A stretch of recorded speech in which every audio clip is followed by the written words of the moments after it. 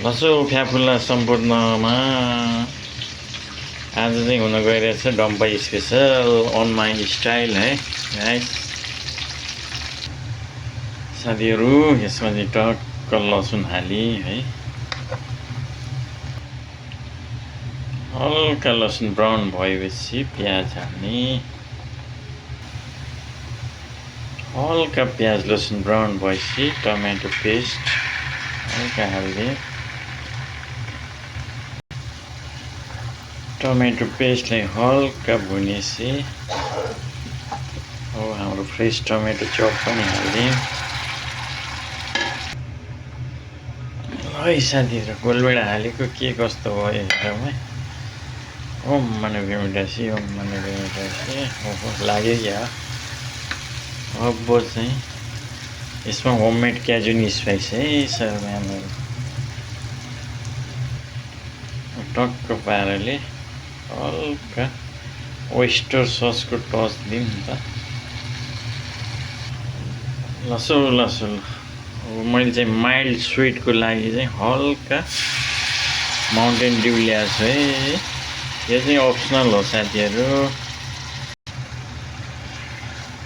लसो लसो sauce चाहिँ यस्तो भन्छ साथीहरू होइन।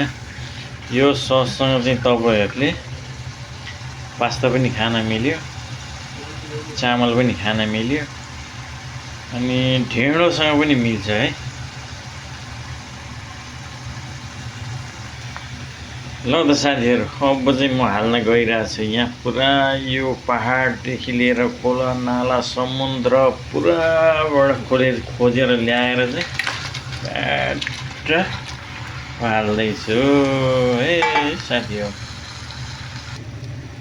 लसो लसो लसो एभ्रिवान, यता चाहिँ पानी भइसक्यो मेरो पास्ताको लागि है। म चाहिँ आज पास्ता खाने उसमा छु। नेपाली भर्सन डम्पा है, यस्तो हुँदैछ है मेरो डम्पा अन माई स्टाइल गाइस। लसो साथीहरू, लसो लसो गुड मर्निङ लसो फ्याफुल्ला है। अब चाहिँ डम्पा यस्तो हुँदैछ होइन, भक भक भक भक भक। अब चाहिँ टक्कै यता पास्ताको लागि, पास्ता ससको लागि टक्क स्टार्ट गर्नु पर्यो।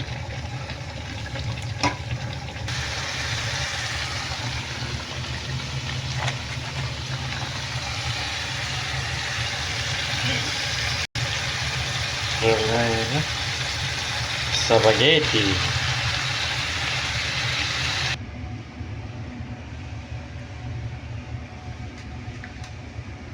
एक second.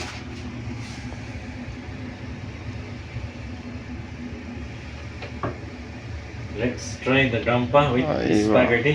Om mane भेमिटासी। Super. Nice. Very good.